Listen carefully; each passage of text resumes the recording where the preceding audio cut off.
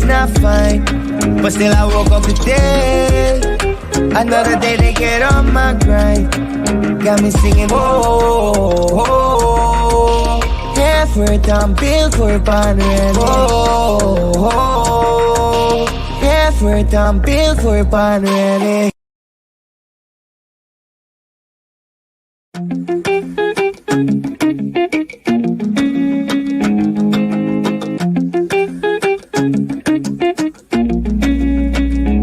I'm doing great, even though every day's not fine, but still I woke up today.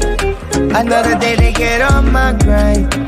Got me singing, oh, oh, oh. Effort and build for Panrelli. Oh, oh, oh. Effort and build for Panrelli. Good evening and welcome to another episode of Between the Lines presented to you by Livewire Sports. That's right, we're well into season 3 on our 6th episode this season and we are rolling and ready to go. Tonight we have another very special guest, another great Virgin Islands doing great things not only in her community but as well as abroad. Came from right here in the Virgin Islands and did great on the next level. We have Miss Julie Carter on with us this evening. But before we bring her on, we do have a very special video that was done by her past university, George Mason. Let's go ahead and check out the video and see what Julie Carter had to say.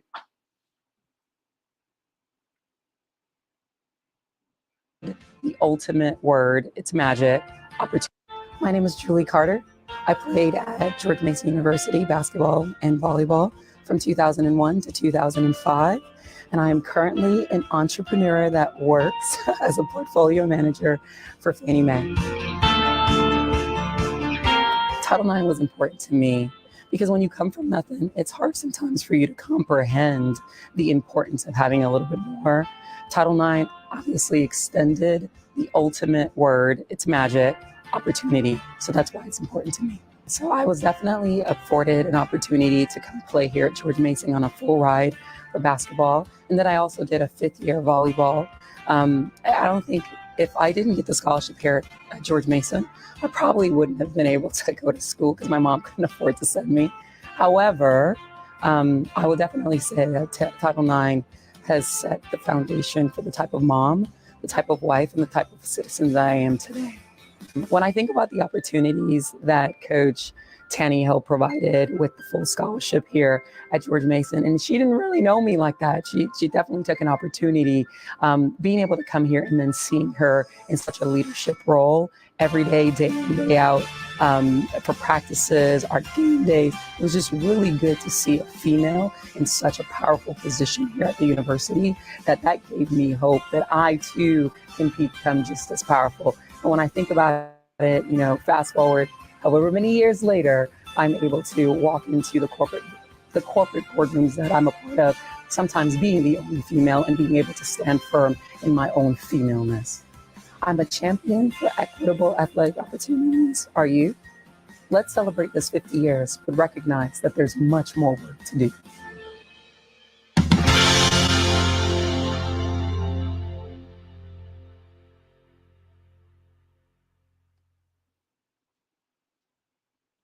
Definitely someone worth being on Between the Lines. We can't wait to get into the interview with Miss Julie Carter a little bit later. Before we get started, we want to let you guys know that sports are happening here in the Virgin Islands. We have a lot going on. We have softball, we have baseball, we have basketball going as well, even track and field. Stay tuned to Livewire Sports to get the updates on your favorite athletes both here and abroad. We have things going on as well with Virgin Islands competing in the States, and we have a lot of stats, a lot of information rolling right here on Livewire Sports. But without further ado, we're going to get back here to our guest, Miss Julie Carter. Julie, how you doing this evening? I'm good. Thanks for asking. Good. How are you? Are you excited to be on the show? Yes, very excited. Thank you so much for having me. It's an honor.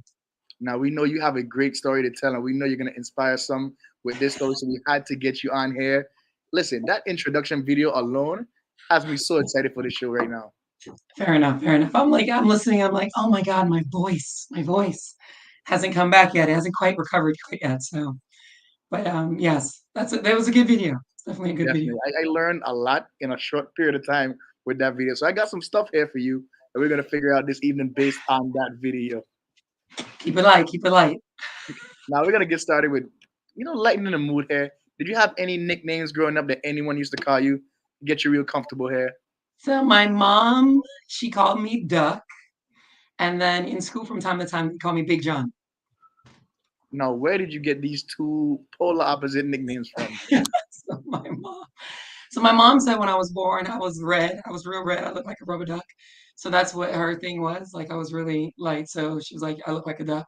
So she called me that for a long time. I mean, like I was well into college before I was like, Mommy, you can't be calling me that here in the middle of the mall. Like that's not cool. Wow. But then Big John, so I grew up in Savon. That's why I'm from Savon, whoop whoop. And there was a guy that I dated, and I was pretty tall. I was always tall.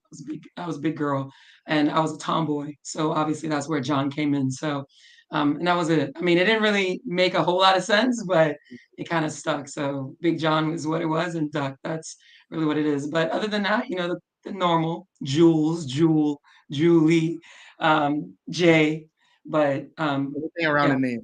yeah, nothing that really stuck. Way out the way. Now, so you told us already where you're from. You are from St. Thomas. You grew up in Savannah.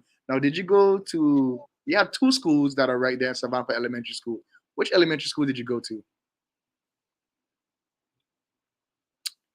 We may have lost her for a second there, but we'll get her back. Julie, can you hear us? All right, we may have lost her there. But while we are waiting for her to come back on the screen, I want to let you guys know we still want you to go back. It is May, and that's okay, but we still want you to go back and check out the fabulous ladies that we honored for Women's History Month back in March. We had 31 women that are exceptional both in their community and abroad. These women are amazing to me every day. The ones that we see that are here in the community still, and we just never knew that they were so great in sports. We have a lot of great sports history here in the Virgin Islands, and we're keeping a track of it all here on Livewire. So go back, check out our Women's History Month.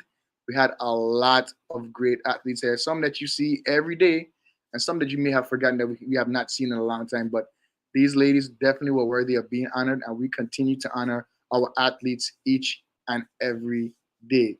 Now, moving forward, we want to make sure that you guys also know that we are getting into the summer season for sports, and we have a lot of coverage happening. We are covering a couple of big events that are coming up pretty soon, so stay tuned for Livewire Sports, and we will have the update for you on schedules and all of the sports happening here in the Virgin Islands.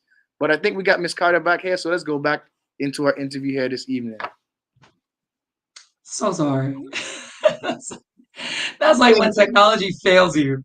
So I have this like fancy desk. So I'm going to digress a little bit, right? So I have this fancy desk here that was made for my neighbors. He's amazing. It's custom.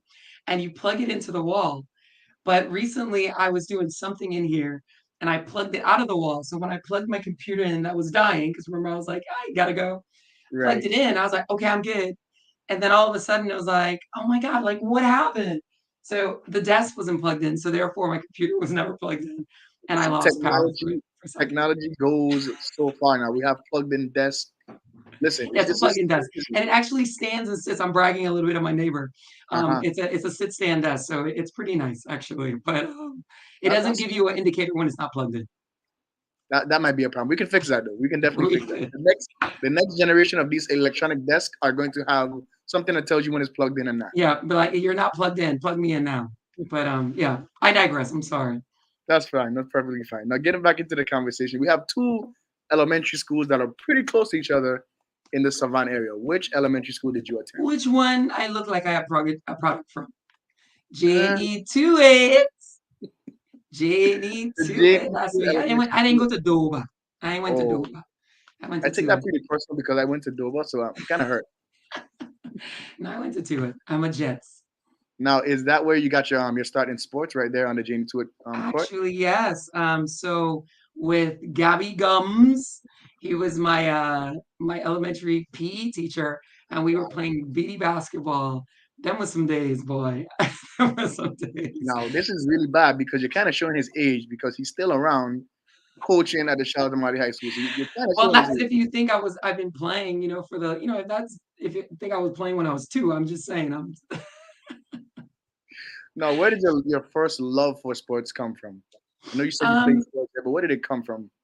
so if I'm being completely honest, I would definitely say, um, there was a lot of coaches, right? Because I know this is one of the things that gets me in trouble because people are like, "Oh, you forget me." So I want to definitely put out there right now, thank everybody that contributed to my success as an athlete, and therefore the success that I have right now, right? Some names that come to mind. I'm trying to do this in the order by which they kind of appeared, right?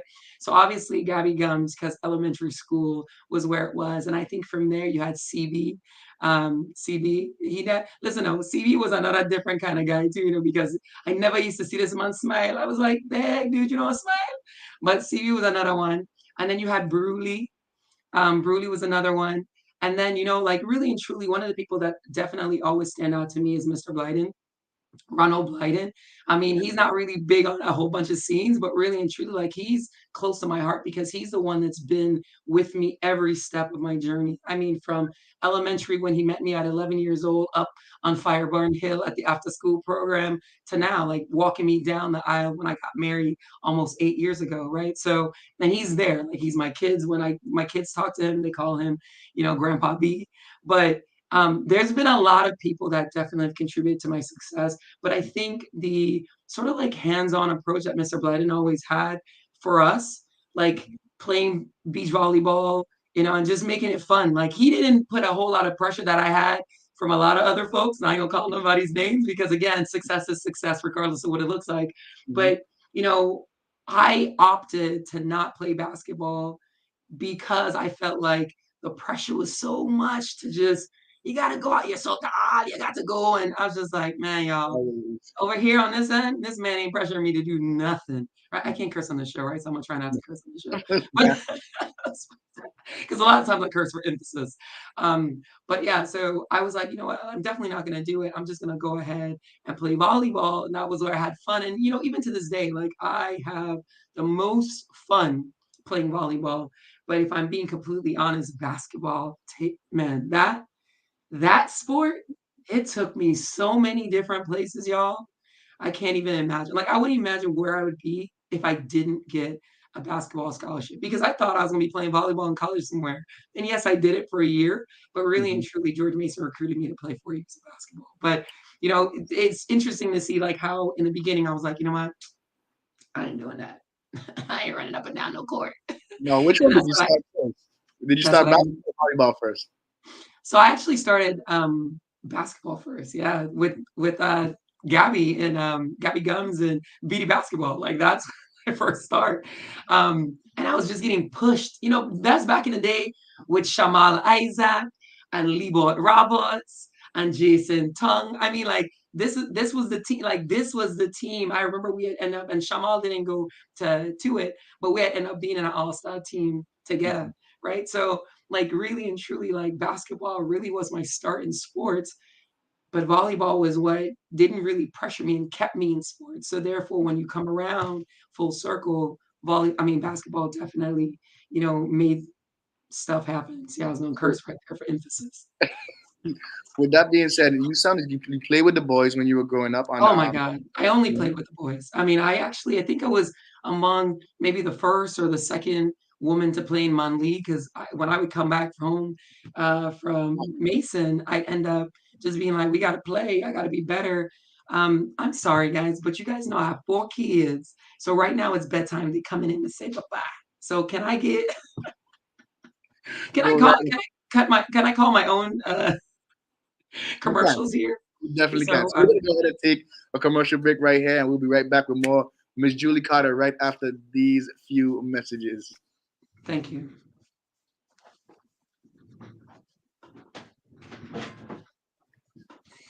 All right, maybe we will go to a commercial break. But we'll wait until she does get back here, and then we'll get going right after that. So once again, check out our page. We have a lot going on with our sports. Got a lot going on with the youths of the Virgin Islands.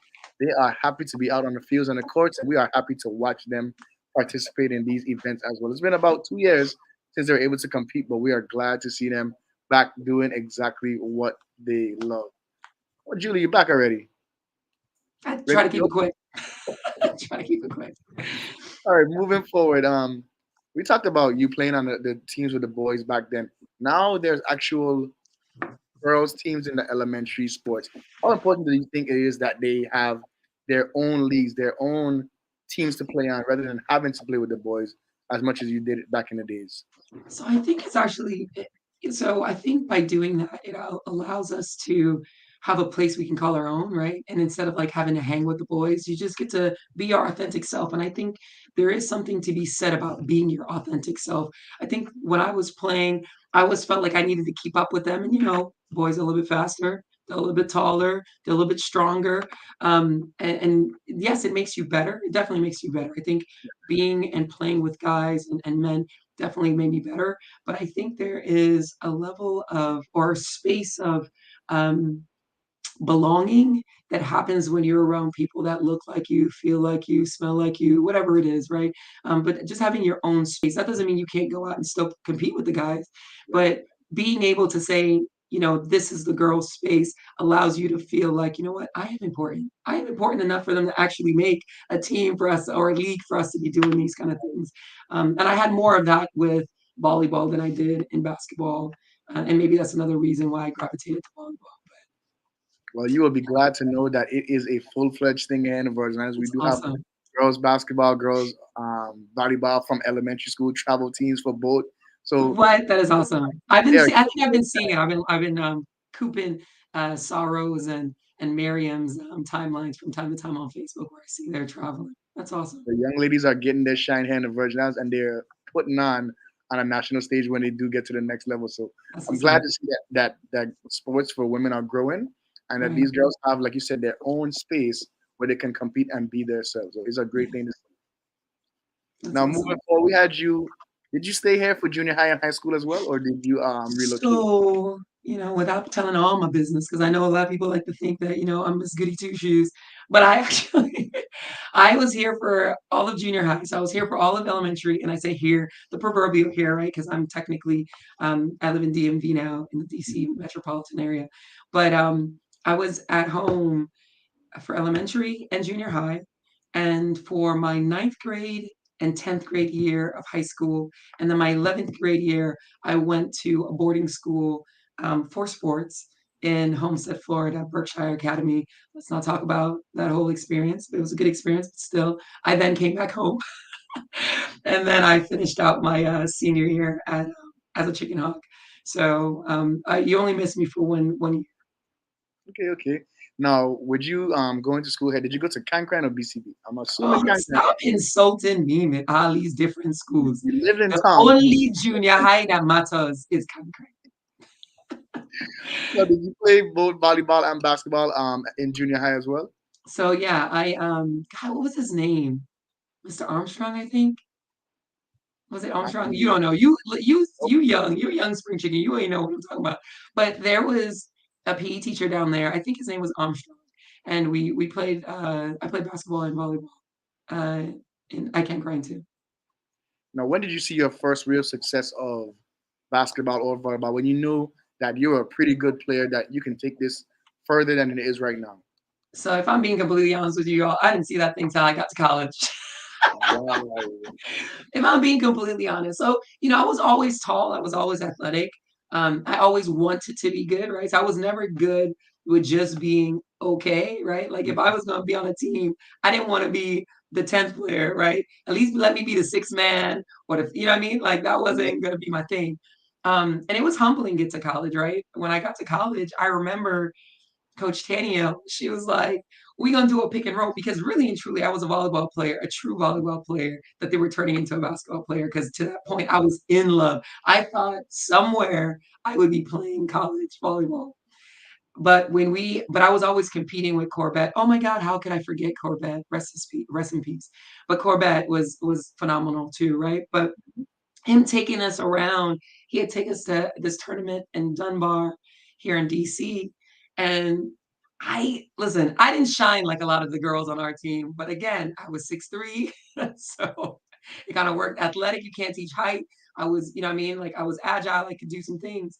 So, but even in that tournament, I think I showed up okay. Mhm. But Mason wanted me to come on a visit, so I went on a visit, and it was the only visit I went on. And if I knew what I knew now, I would have gone on all the visits, right? I would have just Right. gone on one. But I went on one, and the vibe that I felt from Coach Howard and Coach Marcel and the head coach, Coach Tanio, I was like, man, this got to be it. This got to be it. I don't need to see anything else. Like, this is a good fit, right? Again, if I knew what I knew now, I wouldn't do anything differently, but still, I would have definitely gone on trips, right? um, but I got there my first year, and I remember Coach Daniel was like, "We're gonna do a pick and roll." First of all, my first day of practice, I rolled in there in spandex because I really didn't own ball. I didn't really own basketball shorts. I Right. rolled in spandex and my Nike Air Force Ones because Nike Air Force Ones was a thing back in the day. Huh? And she was like, "Would somebody please go get Flanders some clothes?"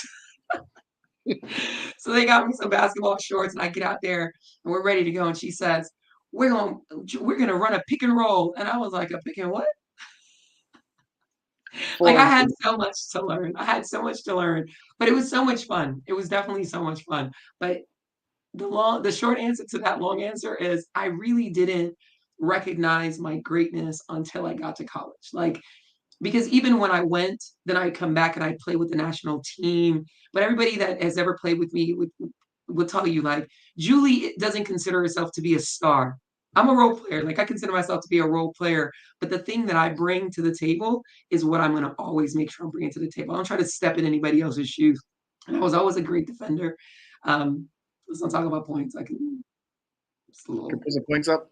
No, I wasn't. but I was always a defense. I was a good defensive player. Um, but yeah, so all in all, I didn't recognize until I got to college, to be honest with you. And it's a great thing when you recognize that you can compete, right? Like it's a really good thing because my first year in college, I sat on the bench. I wrote a lot of pine. It happens to the best.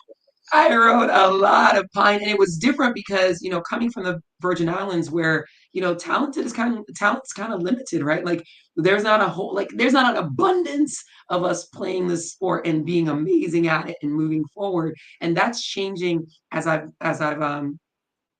left. But back in the day, like you had the same select folks that were kind of like good at one sport, good at another sport, good at another sport. So I always played, like I always started, I was on the floor. It's like it's a college, and I'm like right in the pine, like I mean, like like on the bench. No, I like It was humbling. I like that you brought that up because that's something a lot of athletes that leave from their respective places, not only here in the Virgin Islands, but even those who are Right, stateside. You're the right, best player where you are, but then you meet up with players who are better than you, and now you're like you said, you're on the bench, or you're having to adjust to being a role player, just having to do your job on the team. A lot of yeah. athletes struggle with that. How were you able to overcome that situation where you were no longer the best player from where you were at that moment? So I always say, listen, I think coming from the Virgin Islands, right? Coming from 32 square miles in the middle of the Caribbean Sea, it humbles you, right? There's a lot of things that we don't have. So when you come to a place where you are now that's another thing too. I was now the minority, right? Correct. Um, and you're not the best player, and you're sitting there. You're like, well, at this point, I'm going to try not to curse in any of these things for emphasis. But at this point, you're like, look, you know what? Either you're gonna get with the program or you're going back home. And when you go back home, what's that gonna look like, right? Because Yep. when you leave the Virgin Islands and the representation that you have, you are not only a reflection of your own name, your family name, but that VI name too. You know what I mean? Because when everybody leaves, everybody knows you left. So you ain't want to be coming back talking about, yeah, man, I ain't make Coulda, it. coulda, woulda. I couldn't, man. That was rough, right? So I was like, look, I had to really thug it out because, internally, you start to internalize those things that matter to you. And for me, it was like, look, you got to put away that pride, girl. Like, you ain't good enough at the moment. How you gonna get good, right? Mhm. You got to make that 7 minute mile. So that means every summer you got to be working at that 7 minute mile. Because one of the things for me is my endurance. My endurance sucked. Coach Danny was like, Julie, you give us up and down twice, two good plays. and you're tired, girl. Like, we need you out there. So that was my biggest thing. But like, I dealt with it because I knew I couldn't go home, right? Like, I knew there was so much resting on my shoulders to be successful that I just kind of like was like, look, you got to deal with it. Like, and they're not telling you anything that's wrong, right? It's one thing when you're really good and they're just sitting you because they just don't like you. But Yeah. that was my case, right? I mean, I think everywhere that I've gone, from here overseas, like I've done my role well and I've been a good steward of the game and also just as a human being. So it's never like people don't like me. It's like you're just not giving us what we need, right? So then you need to give us what we need in order for me to stay and compete. And that's what I eventually did. But yeah, first 2 years, I was a little suspect. I was like, oh. People will come home, when you go home, they're like, oh, Julie, how much you school? Yeah, about that. Mm, How much minutes you averaging? About 5. listen, the first 2 years really kind of humble you until you And they they kind of do. get They really do. upperclassmen They really status. do. And it's like, okay, now you can talk about it a little bit more. Yeah, they definitely humbled me. Now, any outstanding awards in high school, junior high level that you can remember that you had, maybe a great game or maybe a tournament MVP, anything of that sort in high school or junior high? So everything on this long-term thing that you're asking me about, I'm gonna blame it on chemo. I'm gonna say chemo brain at the moment. But one of the things I do remember is I was awarded the Will to Win athlete, the Gatorade Will to Win athlete, when I was competing in Berkshire Academy in 11th grade. And at the time, I didn't really understand Will to Win. I mean, right? But looking back on my life and where I am right now, and the tenacity that I have for living, right? And being present, I'm like, oh, now I get it, right? Like there's nothing that truly ever defeats me, right? Or gets me in a place where I'm so down that I don't want to keep moving. Even like right now, like I have this case of lymphedema based on I'm pretty sure we're gonna get later into this conversation, but I'll digress a little bit more then. But there's nothing that truly has ever gotten me down or has made me want to quit. And I was like, that makes sense. They saw something I didn't see. So but that's one of the things that definitely stands out for me that I can remember. I'm pretty sure there were good games that I had back in elementary school and in elementary school, the good old days, and junior high. But the will to win athlete definitely stands out. And then maybe the all-star game too. Like I made the all-star BD basketball team. I think I was the only girl. Y'all keep me honest out there. But yeah, so I think that was a good highlight too, because I remember then was the first time I met Tim Duncan in St. Croix because we played in St. Croix. So that's another highlight for me too. But um, all in all, like it's been an amazing journey. I'll just say that. Could imagine. Could imagine. Now, getting into your college years, we talked about your first 2 years that were a struggle, but let's get into some of the successes of college. What was Yeah. it like for you to actually get out of that point where you were on the bench and become a major player, a factor in those runs that George Mason had? It's crazy because when you're doing what you're supposed to be doing, it doesn't seem like it's work, if that makes sense, right? Like, it doesn't seem like you've done something different. Because if I look back at what I was doing in college, yeah, I worked hard. Yeah, I did the extras, and yeah, I was in the gym a lot, and yeah, but that was the job, right? That was the job. The job was for me to be able to play. I think for me, what stood out was like when I was like on the cover, right? Like because every year, like who's gonna be on the cover? Who's gonna be on the cover? The what do you call the daggone book? The media book or whatever it is, right? That they had. And I was like, who's gonna be on the cover? So I finally made it on the cover. And then there was another time too, like I was like co-captain. And I was like, oh, she trusts me Okay. like that. Okay, let me find out. Okay, I'm doing some things. But to be pulled out as a leader is always a good thing. I think for me, I've always sort of thrived on being recognized as a leader. I don't think it is about sort of like the athletic ability or my athletic fortitude. It's more of like, oh, do you respect me enough on the court to know that I know some things to be able to contribute? And I think it's not until like my junior senior year that I really was like, oh man, damn, they see me. They see me, right? Um, I think another thing too was like I in Eagle Bank, they have this mural of when we made it to the WNIT. I can't remember what year it was, but I'm a part of that team and I'm up there and I'm like, and of course it still says Julie Flanders, which makes my husband grind his gears from time to time because he's like, you're not a Flanders, but but yeah, that's another highlight too. Sometimes I feel like it's all a blur, right? Like when if I look back, I'm looking at the clock now, it's 2022. I graduated in 2005, right? Uh, It's like, dang, I've been out of school that long, right? But I still feel like a young spring chicken. So, it really is a blur, man. But those were some good times. It really was some good times. and what did you study while you were there at George Mason? So y'all gonna see that I'm a nerd, right? So I actually, when I went to school, I wanted to be a lawyer, but because I didn't have a car, and back in the day, this is before NCAA was like, look, coaches, y'all can't tell your players what they're gonna do. I was like, man, I want to be a lawyer. But then they were like, well, you can't get to the Arlington campus, Julie. You know what I mean? We need practice, blah, blah, blah. So I was like, okay, well, what's the next thing I can do that's going to still get me prepared for pre-law if I wanted to do it?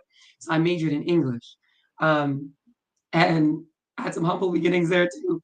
But I majored in English, I minored in philosophy, and I have a concentration in creative writing.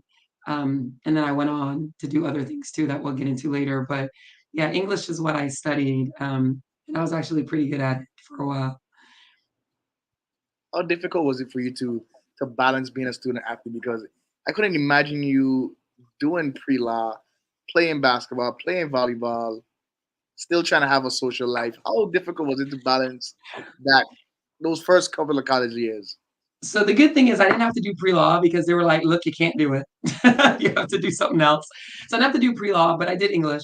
And it was hard for me because I am really like I was a student of basketball. Like and I was a student of basketball because I didn't watch we didn't have cable at home, right? So I don't know y'all who are fortunate enough to have cable. I didn't have cable. So I really didn't I was not immersed in basketball to know enough about basketball to just walk on the court and be successful. Like I literally had to study. I had to study our plays. I was one of those players. I was one of those players that didn't understand plays.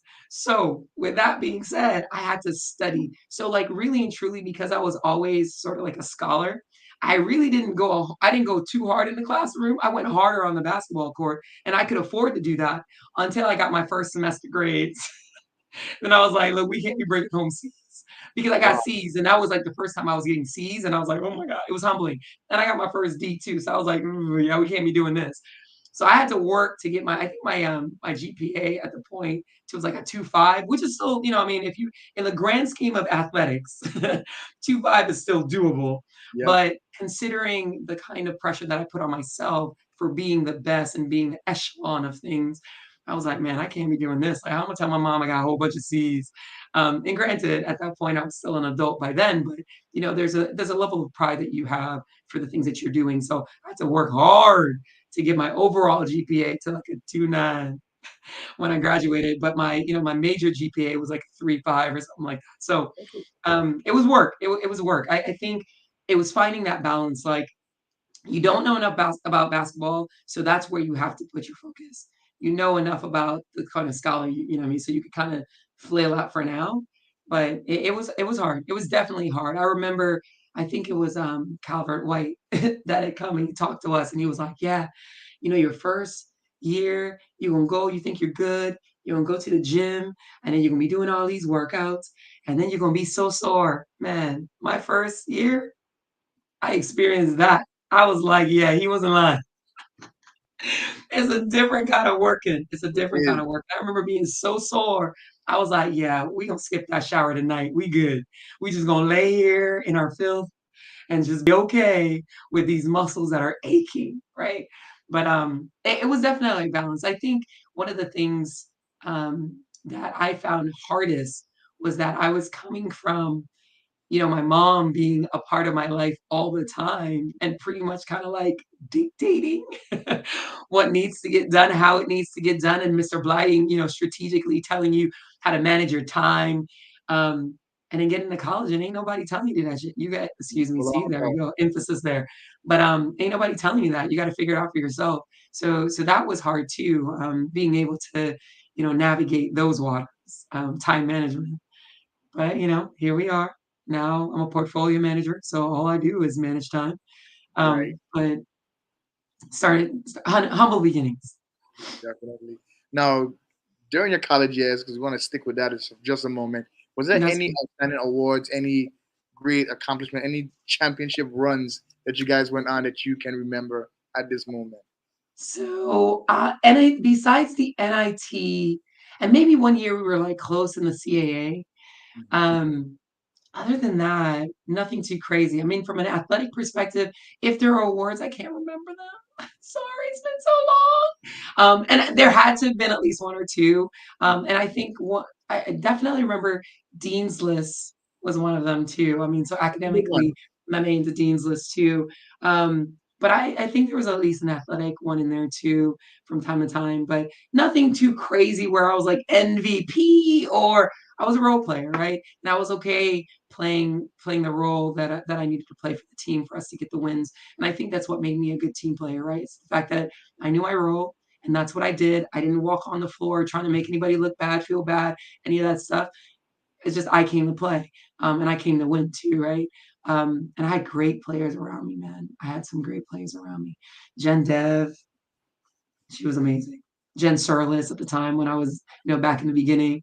Um, Susan Odom, you know, Osado. Like there were some great players. Kiana Wakefield for the stint that she was there. Laura Coy. I mean, we had some really good players. Lauren Hediger. We had some really good players around me. So, it was really good to have a good support system that, I didn't necessarily need to be, this standout great athlete, but I was still somebody that they had to consider, right? Because from an offensive rebound and defensive rebound perspective, I Got the was there to job. clean up, just saying. I was just there to clean up. You spoke about the national team, competing on the national team. What years or what tournaments did you guys attend when you were on the national team? Dang, see you just I'm telling you, man. I'm telling you. Oh, you know what? So highlights from that too. Like so, with the national team, I think we were bronze medal and silver medalists. So that's those are great highlights. Again, people listening and keep me honest, right? Because and it's funny because maybe I should write these accolades down somewhere. But with the national teams, we were medalists in places. We went to Jamaica. We went to what's that one? Guatemala. We went to Mexico. We competed in a slew of different places, and I think I competed from the time I was a freshman up until I was overseas. So whatever those years are, 2021 to like 2020, 28, I think 2008. So I said 2021, but 2001 to 2008. Now, going overseas, how did that work for you? Where did you play, and how was the experience playing in America and then internationally? So again, right? I mean, I think I am in a like when you are from the Virgin Islands and you get to compete on the national teams, it prepares you, right? Because the grit in FIBA basketball, that's what it is every day, all day. So I like to say the U.S. Virgin Islands national team basketball, it prepared me. Yes, college prepared me too, right? Because that's obviously the highlights for me to then recruit me. I Right. can't even remember who the hell my agent was. But I went to Finland and I played for Finland from December to like whatever March or whatever the season until the season ended. And then my second year, I went to Spain. In Spain, I was playing for a team called Pio Doce in Santiago de Compostela, Spain. And that was a great time too. They were looking for a scorer and top notch, come take everybody on their back. And I was like, that's not what I do. I'm not going to try to pretend to be something I'm not, because they could see the potential, but that's just not my game. Even when I play to this day, it's not my game. So I was like, okay, what I got to do. So I go back to Finland And I think I was like in the top 10 in rebounding for a couple of seasons there for the 2 seasons that I played. But yeah, so and I did that for a little bit. And then I was like, okay, Julie, what you gonna do for real? And it was decent money, right? It wasn't like I was making amazing money, but it was decent money. It was enough to carry what I needed to carry safe, so I'm gonna keep it moving. But I had a conversation with Mama, one of my great mentors, um, and she was like, "What you gonna do?" And I was just like, "I don't know. Gotta figure it out. I gotta grow up now." And I could have gone and played again, but I decided to, go get my master's degree. And just when I decided to get my master's degree, I get this knock call, hey, the WNBA tryouts, da da da da, you should go. And I go and I make it to WNBA training camp for the Mystics. And then Wow. I'm like, I got decisions to make. So I was there for about a week and they were taking a long time to decide if they're gonna keep me or cut me.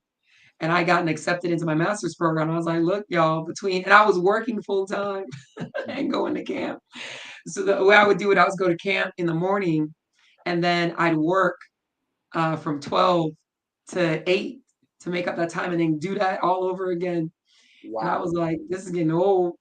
But I got a decision to make, and I was like, you know what? Well, let's do the numbers, right?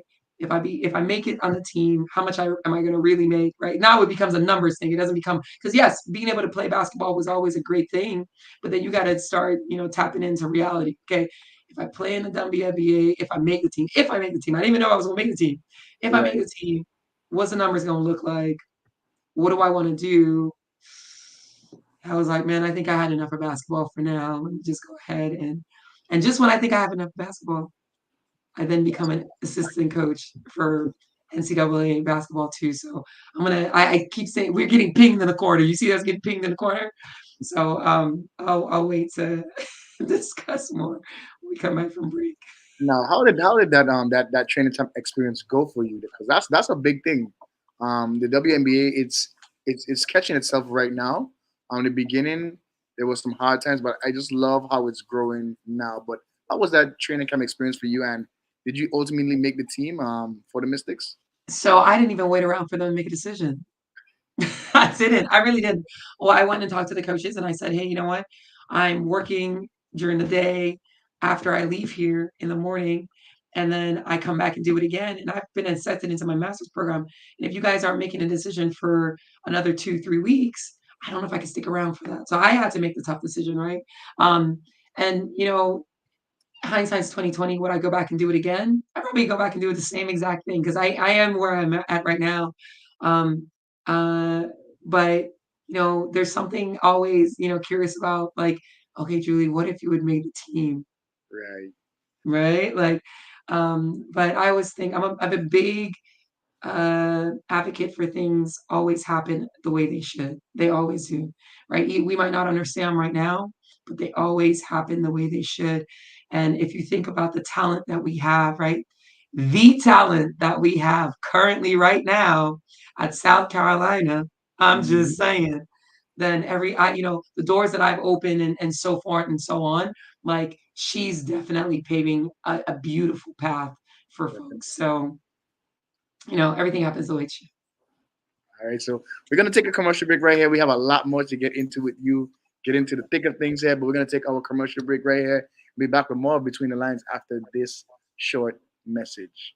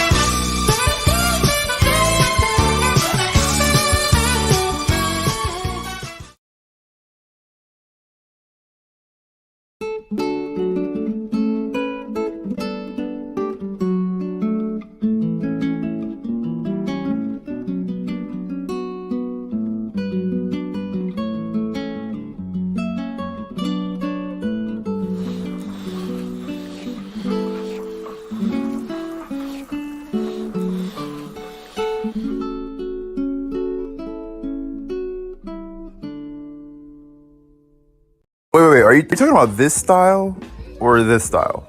Because I can also do like this style if you were talking about this, or I don't know if you were talking about this style because this one's kind of but I don't know, maybe this one was it maybe more streetwear style, or this style you're talking about.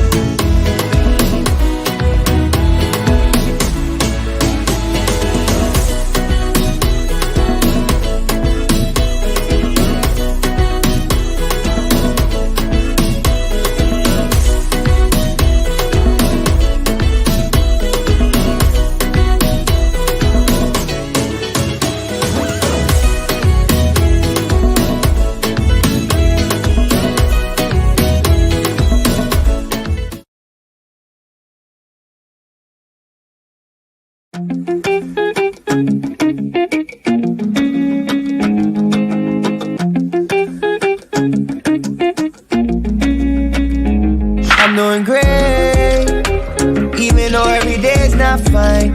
But still I woke up today, another day to get on my grind. Got me singing, whoa, whoa. Effort, I'm built for pondering. Whoa, whoa. Effort, I'm built for pondering. All right, we are back with more Between the Lines right here, presented to you by Live Wire Sports. We are into season 3. Still here with our special guest, Miss Julie Carter. Julie, you still here with us?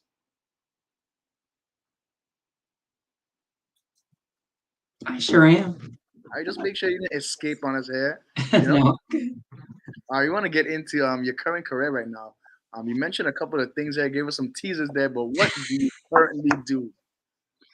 So I am currently, if I'm like labeling myself, I am currently an entrepreneur that works for Fannie Mae Works. as a portfolio manager. I'm a portfolio manager at Fannie Mae. That's my day job. Now, how long have you been in this career, in this field?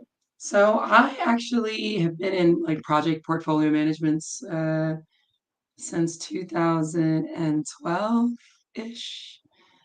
So about 10 years. Now, what inspired you? How did you get in this avenue from being a basketball player, a potential pre-law student, onto an English major? So I actually, I don't know. I don't know really, to be honest with you. I want to say that, portfolio management found me. I am naturally militant. I don't know how else to put that. I'm naturally militant, so I think by default, keeping myself in check and therefore keeping other people in check, kind of works, right? The job is really simple, right? People tell me what they want to do, and I say, okay, here's the plan to get that done, or we come up with the plan together, and then we get it done, right? So that's really what that is, right? You can't really get too mad at me sometimes when I'm holding you accountable because this is what you want to do. Right.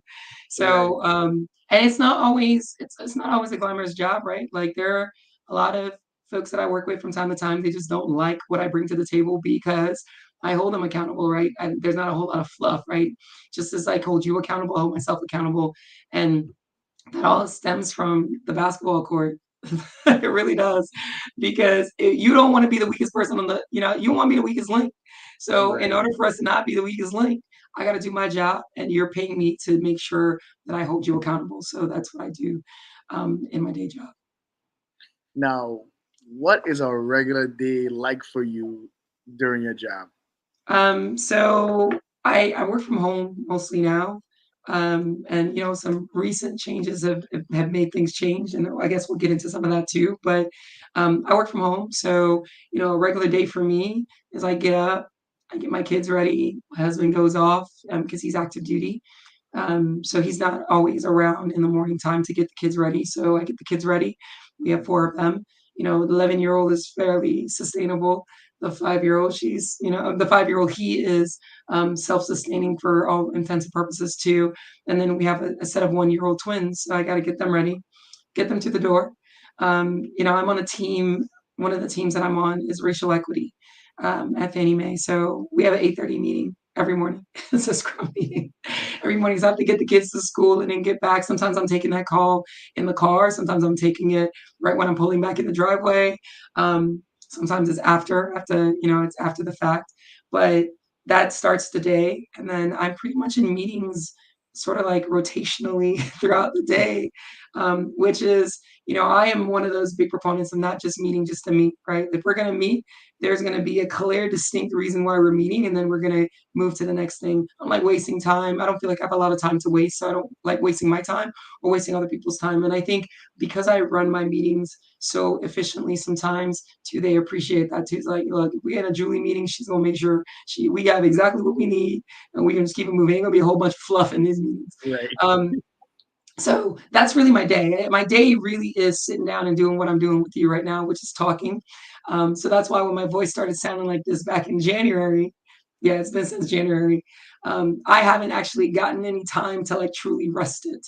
But it sounds much better than it did a couple weeks ago too. But yeah, my day really is I get my kids off and then I get back to my desk here in my house. This is exactly the view they see when they're calling me. When we talk on our calls. And then it's just rotationally meeting after meeting after meeting. If I'm lucky, some days are lighter than some.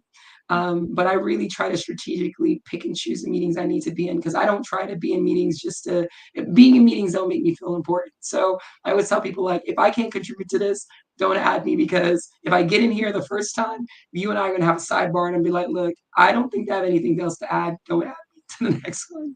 Right. Now it makes complete sense now where you have a plug-in desk because this is where your job takes place. So I would have a plug-in desk too if I was working from home. Right. It's a really important job. So Right. I don't work from home and I don't have a plug-in desk. It's not for me. Fair.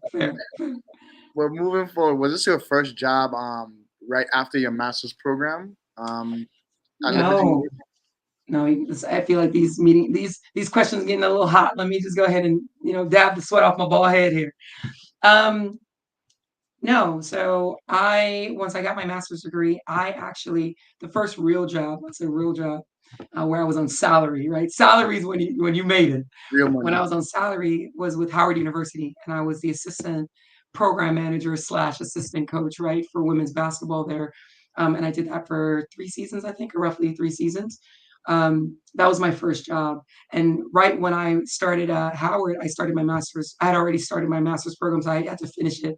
If I knew what I knew now, I'd probably finish it at Howard, but I finished it at Mason. So I got my undergrad and my first master's there. And then I was Did you say coaching. first master's? Yeah, I have 2 master's degrees. Here we go. I told you I'm like an inner nerd a little bit. So once I was done with that, I was working at Howard and it was great. The experience at Howard University was amazing. And again, remember I was telling you I was trying to get rid of basketball, but for some reason it just always keeps creeping in. So Right. I ended up being the assistant coach. I did that for a great time. But then one day, I don't know what sparked me to do this, but I said, how much do you make a year? How much time do you put in? I did the math, and I think it came up to something like I was making 50 cents an hour. And I was like, we can't Not be enough. I was like, this is great, but I don't know if long term I'm going to be able to maintain my mortgage. Because at that time too, I had bought my first property. So I had a mortgage. And I was like, I don't know about this. So I talked to Coach G, who was amazing. She's an amazing mentor too, by the way. I caught up with her this past weekend and it was like we hadn't skipped a beat. But I was like, Coach G, I know, man. And I could see on her face that she was like visibly devastated that I was thinking about leaving. Mhm. But I was like, Coach, man, and then I was like, and then she tried. She got me a little raise. But I was like, yeah, that just got me up to 55 cents. I was like, we got to do something better. And then for some reason, I always make, one of the things I hope the athletes that are listening to this get is like, it is not about, so much what you know versus who you know, right? Like, if you build a good network, your net worth will definitely reflect it, right? So I used to play volleyball on the side, even though I was coaching. And there's this guy, his name was Keith Russell. And he was just like, you know what, Julie, HP's always hiring. And I was like, HP? The HP? Like Hewlett Packard? Nah, man, that's too big for me, right? Yeah. And again, coming from the Virgin Islands too, I think sometimes we second guess ourselves, right? We don't think that we're worthy. But I was like, so the first time he told me to apply, I was like, I didn't do it. And then he was like, they hired some, da da da da. And I was like, okay, I'm gonna apply. And I got the job. And that was the first time I was really like, I made it, right? Because I was really making some Right. decent money now. And I was in IT and I actually transitioned into technology. So I was like, I didn't really know anything about it. The joke that I make sometimes is like, guys, I had 2 Ds in college, one in math 106, and the other one was in IT 103, right? So these are like the intra class. Right. Hey, listen, I would say I keep it real 100% with folks. I know you think I got it, but listen, I'm a real person. So when I got to IT, it was like, oh my God, this is going to be so hard. And a lot of times I think it's our head, right? We get in our head. But like basketball, if you just put your mind to it, anything is possible. And I excelled at being an IT quality assurance analyst. And then enter my husband. And I fell in love. So then I moved out to Texas. Right. And I put my house on the market to be a rental. And I went out to Texas, a single woman, came back married with a child, my bonus baby, and a dog. So, like I said, everything happens the way it's supposed to. And, listen, it's definitely been a roller coaster ride and it's been an amazing journey. Now, there's another interesting fact here about you that I haven't heard you mention it yet, but I'm going to let the people know. You have written a book, 2 books. 2 books. 2 children's books. Yeah, that's How right. did you get into? Well, I guess this is where your English major comes in, isn't it? Yeah. So I guess I'm going to start unpacking a lot of things too, right? Like, so maybe a lot of the listeners don't know, but I have stage 4 breast cancer. So when I was diagnosed in 2018, that was another thing too, right? But again, coming from my humble beginnings in the Virgin Islands where I had nothing and I had to work, then going to basketball and having to persevere, like this was just another, sort of like slot in the journey, right? Not what I was anticipating, not what I wanted, but still something that I need to deal with now. And like I say to some people sometimes, like I know I make it look easy, but I try to be honest about the work. Like this shit is hard. Excuse my language. There goes that emphasis again, right? But it's hard. But I think the perseverance and having a mindset that I don't want to quit, right? That's what keeps me going. So when I was diagnosed in 2018, I was like, dang, it was a lot. Like, let me talk about 2018. 2018 was a year, right? It was a year. And if I'm being completely honest, this is the first time in 4 years that I've actually taken a break because recently we found out that it spread to my brain, right? Literally 2 weeks ago. And I'm talking to you fresh off of brain radiation that happened earlier today. So yeah, it's again, don't want to quit. As soon as you and I are done here, I'm going to go lay down because I have this throbbing headache, and I do feel tired. But when the camera's on, you got to be on, right? When you are being the inspiration, you got to be the inspirations. I would tell people attitudes are contagious. So if you want to be an inspiration, you have to have an attitude that is infectious. You can't be the infection, right? That's a difference. So long story to the short story, I got involved because when I was diagnosed, I initially was like, man, there's not a whole lot of representation, right? There's not a lot of representation of like Black people's in these children's books from time to time. Like you got to go search for one, right? And they're not the top of it and all this other stuff. And you know, me being bald because I was bald at the time, then I grew some hair. Now I'm bald again. But there wasn't any representation of that stuff. And I had like young children, like you know, Munchkin had to be in like 5 at the time. CJ was like 1.5 ish at the time. So I was like, man, I want a book that reflects my kids' lives. And I want them to be able to see themselves in these books and be able to be like, look, my day made somebody else's day. And it lets somebody else know that they too can have these kind of things, right?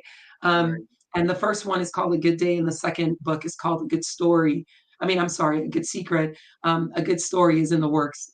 It's taken him a long time to get it out, but that's the third one that's sort of in the works right now. But all about my kids, right? The first one is about CJ just kind of going through his day, getting started as an 18-month-old, where he's walking out talking about all done, all done, all done. And then the second one is about my miracle babies, because like I told you, I was diagnosed in 2018. That was a doozy. And I was 6 months after losing a set of twin girls. And again, don't want to quit. So here we are. And then I gave birth to miracle babies naturally last year, right? My 420 babies. I like to call them my ganja babies. But but you know, again, you know, you get sort of caught up in your head sometimes and you want to quit, you want to stop, you want to stop moving, you want to stop going, and you're like, well, if I quit now, then I might as well be done, right? And you don't want to be done before you're done. So I try to maintain a positive outlook whenever I can. And with each day, listen, it gets hard sometimes, let me tell you. But you know, when I get these opportunities like this, like you guys are affording me right now to share the story of my humble beginnings, truly humble, y'all. Y'all heard me say I even had cable, right? I ain't had cable. Just saying. Mommy, I love you very much, but I'm just saying, I'm just telling the people our business now. But you know what's really good about that? My mom never made me feel like I didn't have anything. Does that make sense? Like you don't recognize, like I don't recognize all the sacrifice that she's made for me to be the person that I am today. Um, but I understand it now that I have children. Oh, I'm gonna try not to get too teary up here too, but I understand it now that I have children. And I know, like my mom, I've never seen her quit. I've never seen her quit, and she's been through some things, you know what I mean? So who am I to sit here and be like, and I'm sorry, but you know, who am I to sit here and be in a position to say that I'm having these tough times or I'm enduring these tough things and I'm going to stop? Man, again, I carry the VI on my chest. And I know a lot of people from home sometimes don't think that that's the case because I'm not always broadcasting. And then, you know, a little bit my accent has disappeared a little bit, right? Because I've been in corporate America so long. But I'm a proud Virgin Islander. Like I am a proud Virgin Islander.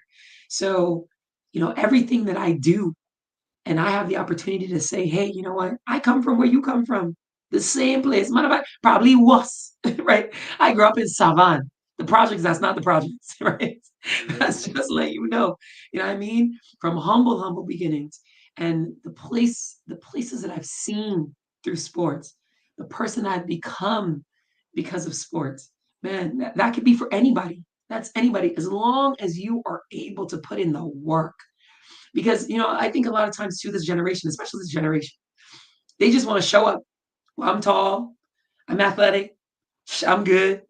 Yeah. Now you still gotta work. Because guess what? Just as much as you think you're doing something, there's 2 more people that's 2 steps ahead of you because they working harder than you, because they want it more, right? And for me, I think that's why I was able to succeed, because I knew I didn't want to go back home. I was like, I don't want nobody to send me back home to my mama, because ain't nothing for me in the Virgin Islands right now. If I go back without a degree, if I go back without some experience with, if I go back without anything, there is nothing at home for me. I can't do that. So everything has been, look, if I'm going to be the difference, I got to be doing something different. And a lot of times the difference is just wanting to work, right? So I want to work and not wanting to quit because it's easy to quit. It's easy to be like, you know what? I ain't doing this, man. Miss me with that, right? What they say now, miss me with that, Yeah, that's a new thing. The young right? kids. So again, you can't be like that. You gotta find that thing that you're good at and do that and do it well and be okay doing that thing. You got to do everything. You know, I launched an LLC and I'm still trying to, like, right now I'm trying to rebrand. I'm like, look, you know what, man, I know Eduential is amazing. I know Eduential can be anything, but now it's like, what's the impact that I really want to make on this world? Right? Like, what is the impact that I really want to make on this world? And then I got to do that, right? And I got to keep doing that. So it's again the mindset that sports gives you. If you continue to see it through, you'll be able to take anything that comes your way in life and just knock it on the chin and keep moving, right? Keep it on the chin and keep moving, because that's what you got to do. You got to keep moving, because if you stop moving, you might as well say, you know what, I'm done. I'm done. And there are days, I'm telling you, you're getting what you're getting, and this isn't even one of my best days. Because Correct. trust me, it's been a long day. Um, but again, I refuse to be the infection. I want to be infectious. So therefore, I got to exude what I want you to give me back, right? You see that smile right there? I got to Uh-huh. exude it, because if I don't, that's not what you're going to get. That's what the universe is going to get. And, I can sit here sometimes too and be like, oh, but the universe is giving me cancer. But you know what? It's giving me cancer in the way in which I carry it. I'm carrying it for the next person to not quit, right? Right. The next person to see, like, man, you know what? It's a thing. You're dealing with it. It sucks. It's spreading. It's doing whatever it needs to, but you're still alive. And every day above ground is an opportunity to live and live on purpose. So I'm going to get off my soapbox. Love it, love it, love it. No, that you do research on people, you learn stuff about people, but that's something that I had no idea about, and just to hear you talk about it and how you push forward every day, and that's gonna inspire somebody. I hope. Somebody. That's It the might hope. not be me. It might not be the person that's watching. It might be someone that hears the story later on Yeah. down the road. But that's inspiring, and to see that you got your strength from your mother. It sounds like because your mother said she went through some things She's a too, tough and cookie, man. She cray cray. I say it all the time. She cray cray. She a tough cookie.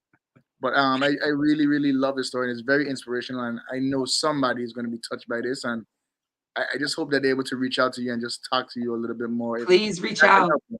Please reach out. I listen, I welcome any and all questions related to anything that anybody's heard about. If that's self-publishing, if that is, athletic, if that's being a coach on the collegiate level, if that's being a portfolio manager, or getting into corporate America, I welcome any and all questions, because I think one of the things that we don't do so well sometimes too, as people from the Virgin Islands, is help each other out, right?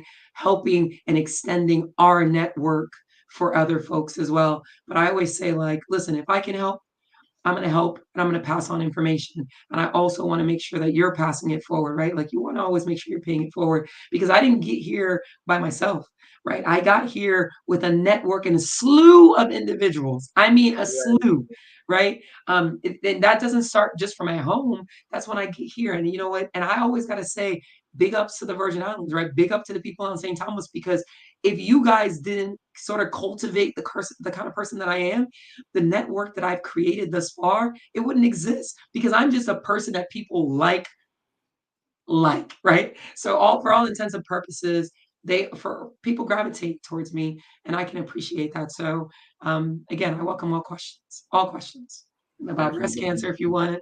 Yeah, so by all means, like, I am happy to answer the questions. Well, we definitely have some interesting stuff coming up for Livewire Sports, and we know you are going to be in the full of that. You Right. have such an amazing story to tell, and we know that you are someone that's going to reach the masses through I your hope, your drive, through your spirit, through everything that you do. So we're definitely going to keep you very close to us for that upcoming event. for sure. For sure. But now that we get through the interview part now, we want to get into some fun stuff here. I Okay. want to harass you a little bit, really and truly. I like Okay. this. I like this part.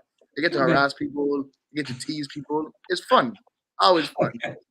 All right. Hit me. But we're gonna get into our interactive game right here.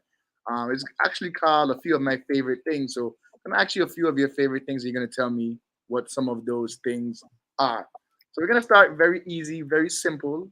I think it might not be simple for you, All right. I'm like, but it says the very person has all the simple. answers. Your favorite color? Black. That's hmm. People just don't like black just like that. That's No, black is seriously. just a supplemental color. You like red and orange and blue, and nobody So likes black. so I really do like black. Like black is my favorite color. You have it on right now too. Um, okay, so if I had to pick a color that because somebody I said black one time and somebody was like, that's really the absence of color, just so you know. So I Agreed. would say yellow. I look good in yellow. So See, yellow would there be we go. another Yellow color. is reasonable. Black is not making a cut. Yellow is reasonable. I'll take yellow. Okay, Do we yellow. have a close second or third? We should say. Um, so with the whole, breast cancer stuff, I guess pink. I put on a pink shirt one time. I did a reel one time with pink, and I was like, "Well, that shirt actually looks good with that bald head." So pink would probably be be the Second next one. close, third close, because black is still winning somehow. Black is definitely winning. It's my first. It's definitely my first. All right, we'll take it. Yellow. Favorite athlete? So my favorite athlete, of course, I think, all time, Timmy, because he kind of reminds me of myself. He's a role player, but he's still a superstar. Although I didn't do the superstar part, but he's but he plays good fundamental basketball. He doesn't try to do anything crazy flashy, but he'll kill you. He's a silent killer. So Right. Timmy's definitely one of my favorites. Listen, that's an excellent choice. You can't go wrong with Timmy. You can. Humble, And he's a big great. man, you know what I mean? Because big men are doing crazy things these years. So he's a true post player. So that's my guy. Listen, humble, great, a community guy, a Exactly. local. You can't lose with Exactly. picking Tim Duncan as Yeah. your favorite athlete. Love Yeah. it. Your favorite musical artist? Oh man. So a lot of y'all stop with the judgment. I'm gonna Uh-huh. say this, and I know I'm gonna get some judgment, but then I'm gonna follow up with a quick second. So R. Kelly actually is my favorite artist. From a lyrical perspective, the man is a Okay. genius. But Lyrical. obviously, we know he's been through some things, so we just gonna squeeze past him real quick. And Real quick. Erica Mason. Erica Mason is a new up and coming artist, and the way in which she goes about her words and her lyrics. If you guys haven't heard of her, you should look her up. Erica Mason. She What is on genre of music? TikTok. I would say her genre is kind of like a hip hop, but sort of like yeah, more like a hip hop R&B kind of jazz. But like I said, if you listen to her lyrics, it gets you to the soul, man. I mean, she had me one song. It's called "Unappreciated," right? I was listening to that song, y'all. Tell me why I was in boohoo tears, literally boohoo crying. But Erica Mason is definitely by far, she's top of mind obviously right now. So I would say, following up the R. Kelly favorite thing, right? Because I know he not a lot of people's favorites of anything right now, but Erica Mason is definitely an upcoming lyricist that I think people should definitely check out. All right. Okay. Oh, you know what? And hey, so wait, time out, time out, time out, I time got out, another one. Got another one. time out. My number one artist, right, is R. Kelly. I mean, not R. Kelly, R. City. Okay, let me just Winning. put We that are out there. winning. They got a song. It's called "Save My Soul," and I swear, Tim and Tehran, they write that song for me. Because considering where I'm at right now, I'm like, please save my soul. So again, going back, R. Kelly's a really good lyricist, right? We know, y'all know what I'm talking about. And we gonna follow it up with R. City right in there. Y'all know R. City got some lyrics too, right? Listen, And they from home, right? They from home. I be listening to them, trust me. I be on doing all the time. I be stalking them sometimes. And then you follow up with Erica Mason because Erica Mason, I definitely think, I think people in the VI we love lyrics. We love a good story, a good song, and I think she's American, but for all intents and purposes, she has good lyrics too. But yeah, R listen. City saved my You're soul. wearing this VA. This VA is strong, strong on your chest right now. Okay. I'm telling you, that's why I had to I remiss. I'm like, look, y'all, I don't want you to think that I don't listen. Our city, I mean, Precious up there too, but our city, like they got a song, Save My Soul, y'all. listen to that song, and then be like, "Oh, I get what Julie said. I understand what she said." That song is for her, right? Okay. Definitely taking them. Are your favorite hobby besides sports? Um, writing poetry. I figured it was something with writing. I thought you were gonna say writing stories. Okay, writing Writing poetry. poetry. No, do Yeah. you have a poetry book where you just have all poems you wrote for years? So yeah, and I'm actually trying to see if I can self-publish that too. So now that I have the self-publishing on my sleeve, I'm trying to see if I can publish some of those ones. It's weird because I went back and I was reading a couple of them. I was like, God, girl, you're dark. It's like some Emily Dickinson stuff. I don't know if you guys know who Emily Dickinson is, but she's a poet. She's a poet that committed suicide. I'm not throwing out any hints here, guys. I'm just saying, like, she's a really dark poet. If you read her some of her stuff, and when I was reading a couple of the poems that I've written, some of them for a lot of the boyfriends in my life, I was like, dang, some of this stuff is dark. So, but I really want to start putting some things out again. We'll see how that goes. But I definitely, the first one that's going to go out is probably going to be something that's old, from old stuff that I've written. But I do want to kind of compile it for everybody to kind of see. Your favorite sports team? Must That one's hard, for man. you. So I'm gonna say this, and everybody's gonna be like, ah. So any team, excuse me, any team that LeBron is on Oh my gosh.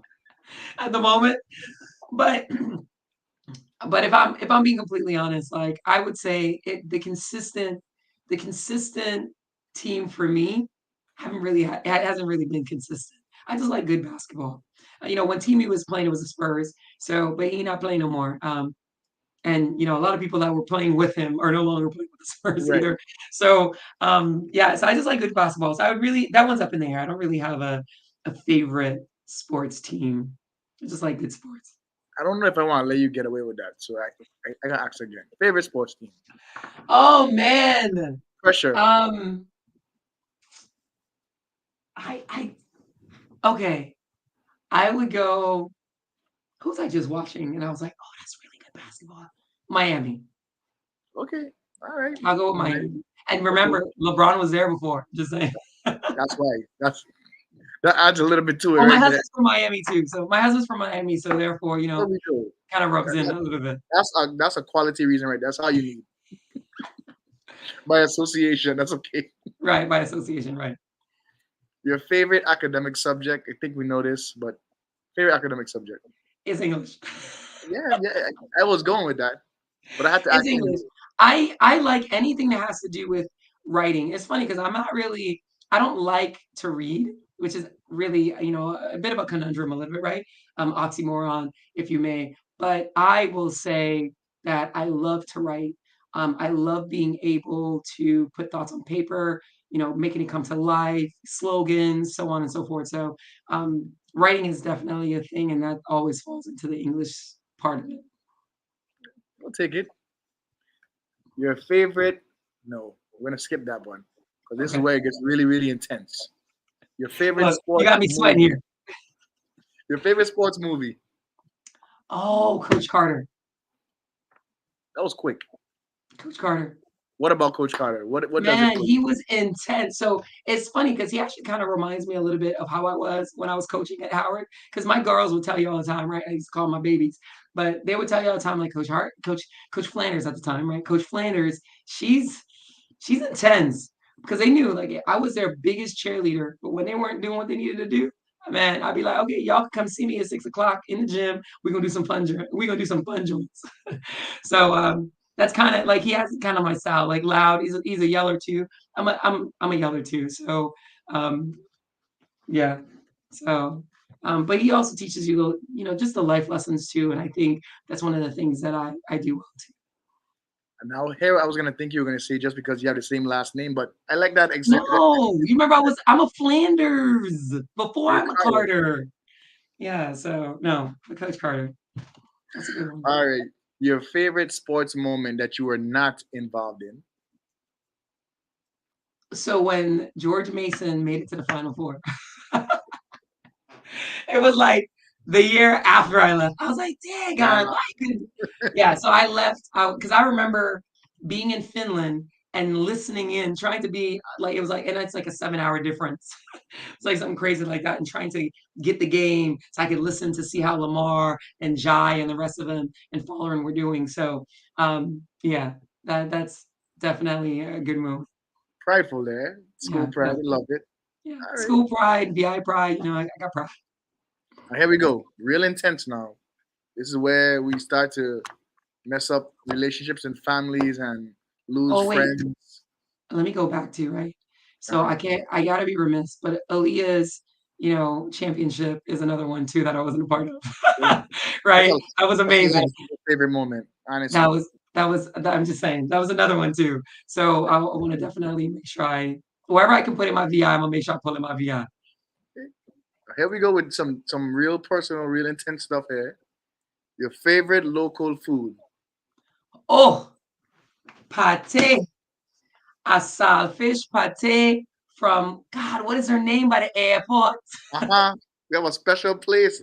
Listen, I can't remember her daggone name. Is it Yvette?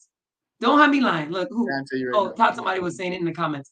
But by the airport, listen, airport, there's a little van that right there by the beach. Right. All pates. Listen, ain't nobody pate come close. Listen, mommy, I love you too. But listen, her pates, them thing, my goodness. Jackie. Every time I go in there every day. Now, listen, that's my breakfast every day. Mommy to be like, what you want to eat? You want some butter bread? Mommy, we can hold a butter bread. I can get butter bread any time of the day. But this right there, yeah, we're going to get this every day. Every morning, I go and go stand in a line with everybody. All right, so we got Jackie by the beach. Jackie, yes, Jackie. Thank you very much. Jackie, pate them is like crack. So listen, that's my favorite. My favorite. You went specific. I said a food. You pick this type of food, and you pick and the policy you gave. She gave free advertisement right now. I'm just saying. Your favorite local drink?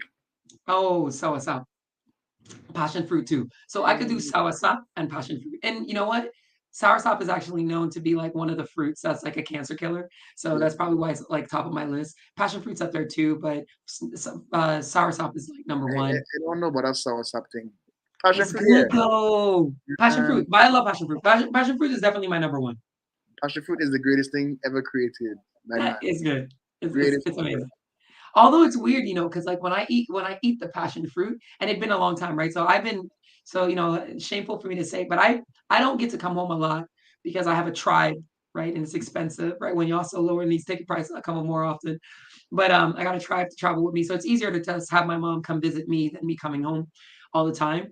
But I did say I was going to change that. So we're going to do better with that. But I had a passion fruit when I came home in November this past year when we scattered my brother's ashes, rest his soul.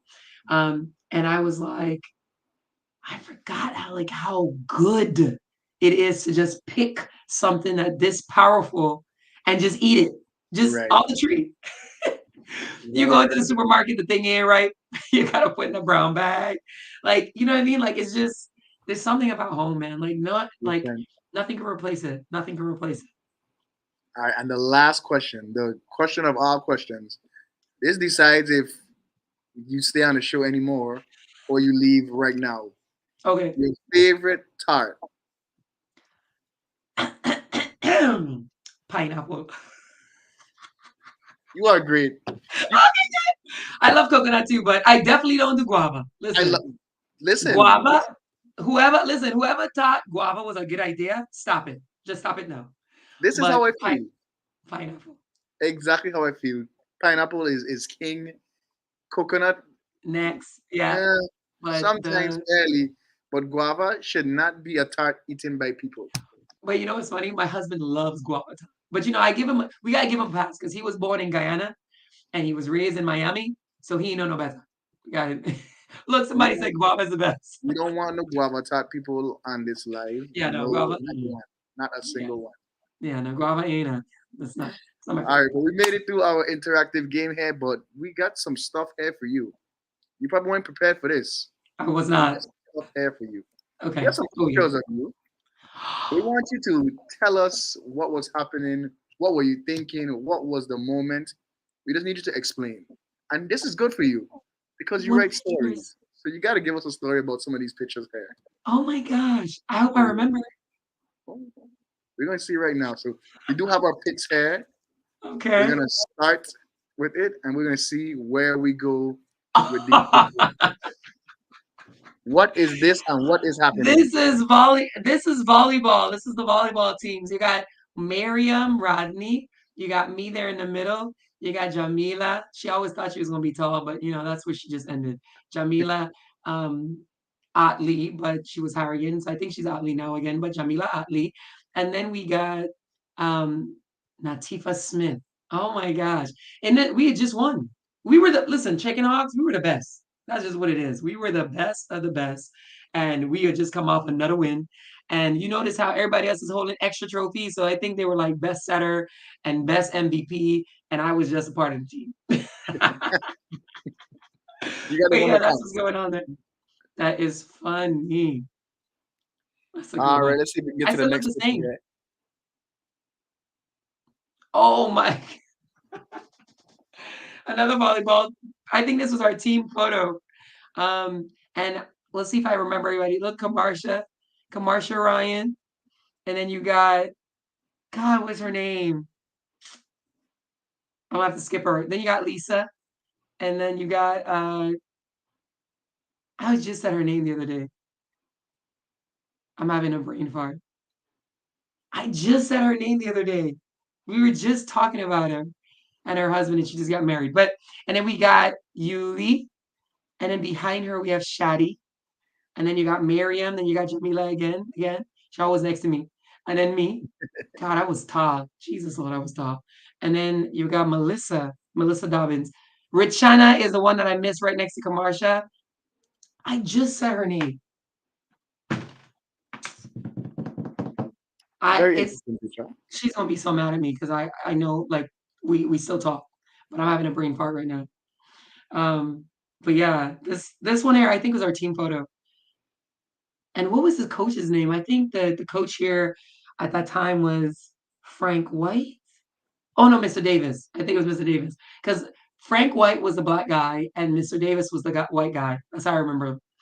But yeah, man, All right, let's this move is on. Let's archives. see what we have here in the archives here. That's archives. Oh, this is the national team, and I'm not gonna remember everybody's name, so forgive me. Oh my God, we got Yannick. Damn, like oh my God, Shaq. Oh my God, Lynn, and I know the infamous Sorrow, right? Infamous Sorrow. I think she's running for lieutenant governor now. Um, this is a good time too. I think we were just, I don't, this one might have been Mexico. Um, this is a good time. This is a really good time. So this is the Man. volleyball national team or basketball? No, this is the basketball national team. This is basketball now. We into basketball now.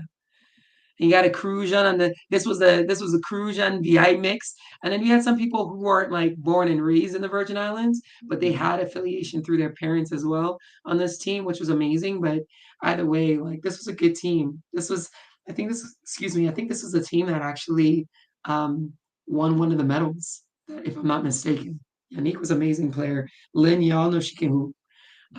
Saro does her thing too, volleyball and basketball. Oh my goodness. That is memories. Amara. Yeah, man. D.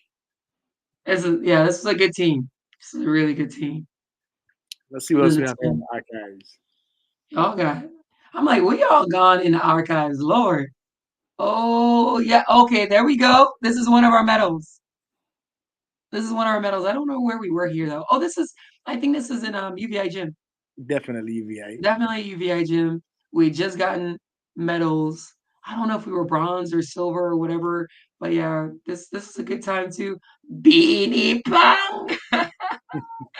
This is a good man. These are good memories. What year was this? What year was this? I don't remember the year, man. You telling me? I don't know. I know. Listen, But listen, let me tell y'all something. Them shorts you see me got on right there, I got them same shorts still in my drawer. I can still fit them. They're a little snug, but I got them same shorts. You can't let go of good memories like those. I can't. Forever. My husband makes fun of me all the time. He's like, Julie, like, seriously? Like, babe, like, it's time.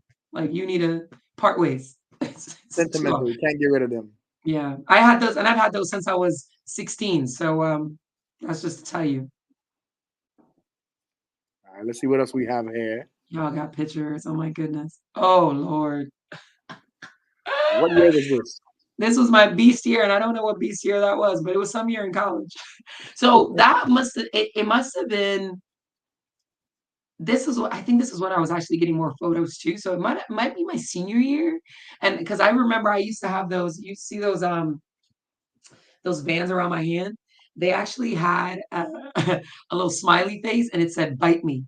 And one game I remember the ref telling me I had to turn them inside out because I used to have this thing too because I don't know if anybody really ever seen me play. I was a pretty physical player, so I had this thing where I would like my elbow move you out the way, and sometimes I'd be like, get your weight up, right? So being that the daggone strap had the smiley face and it said bite me, the ref was like, you're gonna have to turn those inside out. So but yeah, I remember those. That's a good time. That's a good time too, man. Macy's a good time. Y'all see my muscles? I still got some muscles. Let me see. I have a rock on my hand because I have a little bit of lymphedema from my struggle here, but yeah, I still got some muscles. So but that's what I was like, built. All right, let's see what else we have here. I know we got some more good stuff. Oh my goodness. Huima. So that's another thing too. We definitely got a medal here too, y'all. How y'all know the answers and it got me here telling you I had no more highlights. We actually we won silver medal here. We were silver medalists here. The team in the FIBA region of Huima, right? So I was in Finland. Kenya. So Kenya is like the oldest player that was on that team. I think when I joined the team, she was 35 and the girl was rocking it. I mean, talk about a superstar. And I was like, how's she 35 still moving like that? Because I'm 38 years old right now, y'all. And I'm like, I move, but it ain't like Kenya was moving at the time. Right. But yeah, you got to stay active. But yeah, this is a good time too. Yes, definitely. It's a good one. And Sana. Oh my goodness. This is a good team too.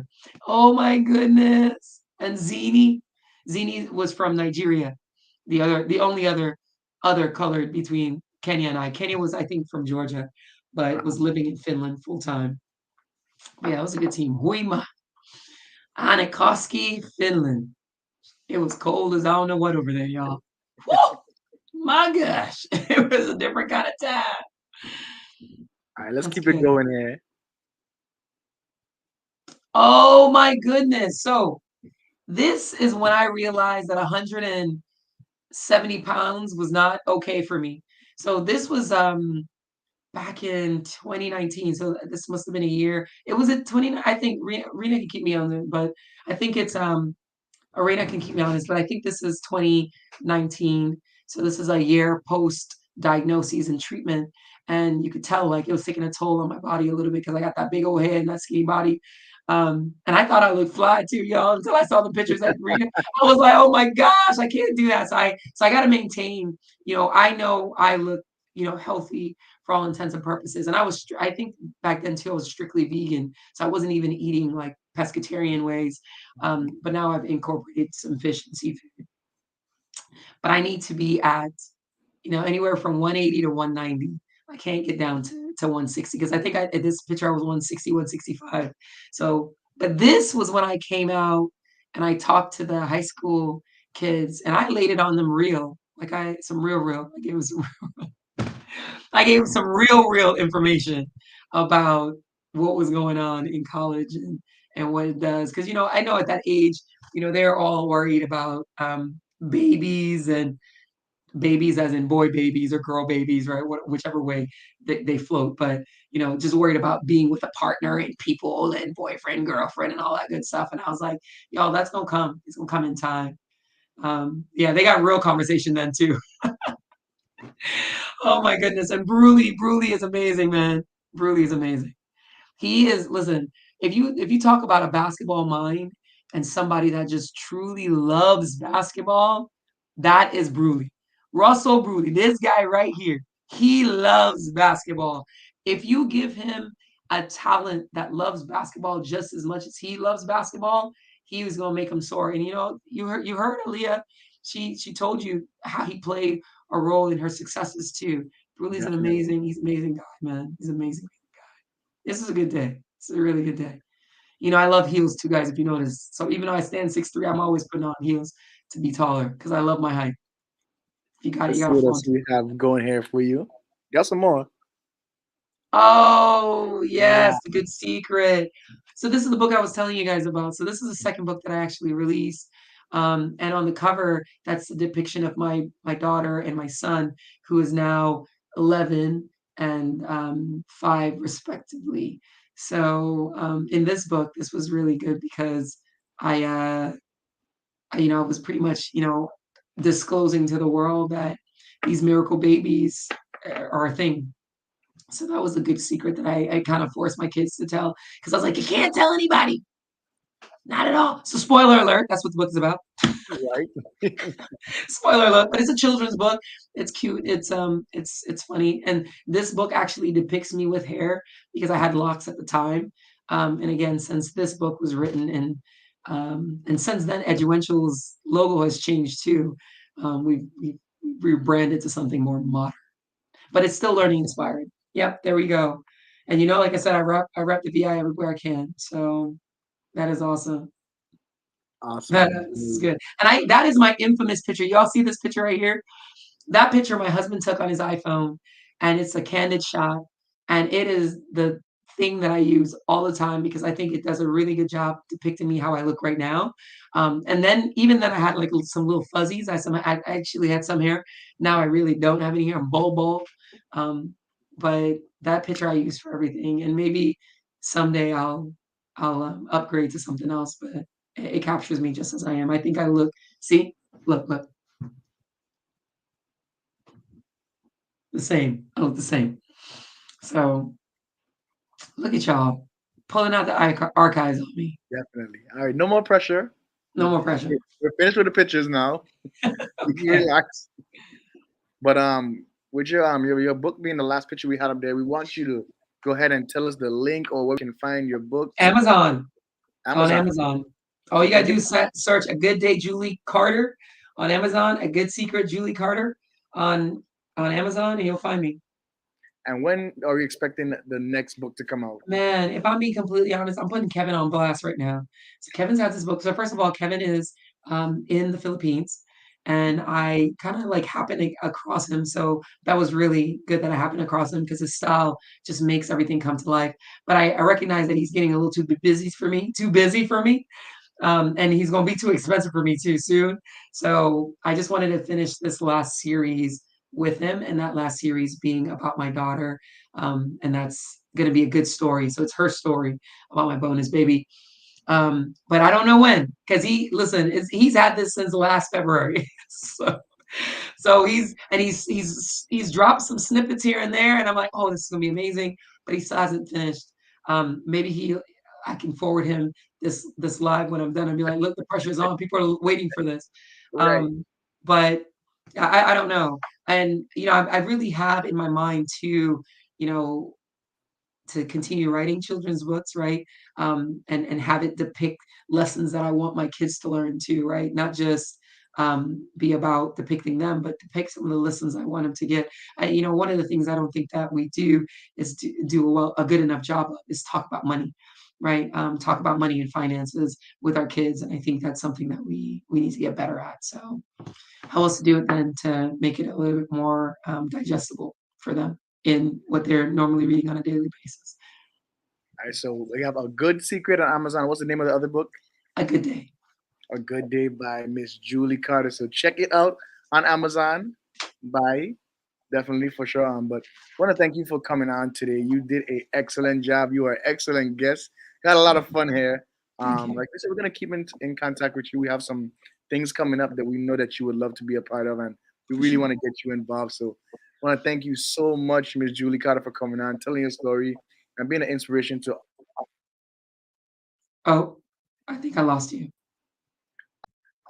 Oh, I lost you again.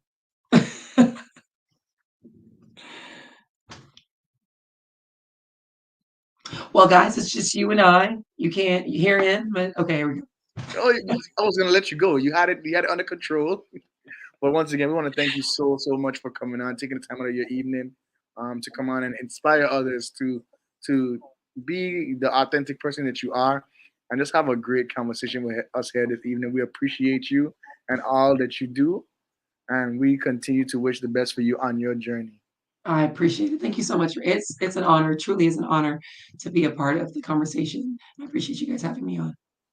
All right. All right, Livewire fans, we'll be back with more Between the Lines next week. We have another special guest coming up, but don't you guys forget to go to the page, go to the Livewire store. We have a lot going on in the Livewire store, on the Livewire page, and a lot more coming from Between the Lines. So thank you guys for joining us tonight with Miss Julie Carter. Have a good evening. All right.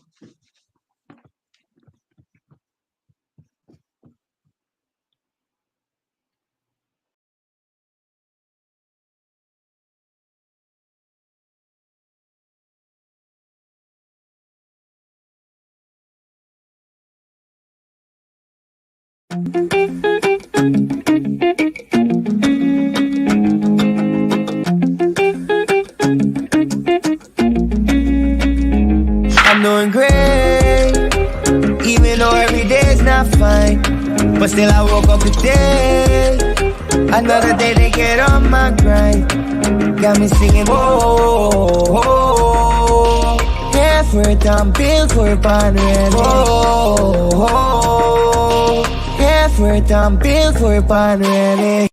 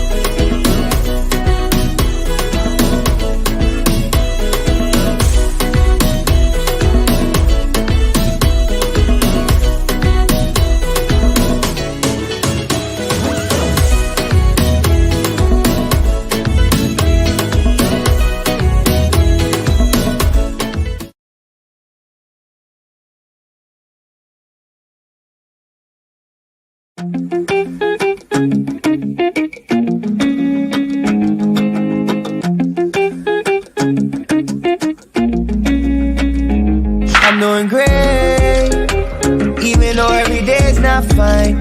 But still I woke up today, another day to get on my grind. Got me singing, whoa, whoa. Effort, I'm built for fun, really. Whoa, whoa. Effort, I'm built for fun, really.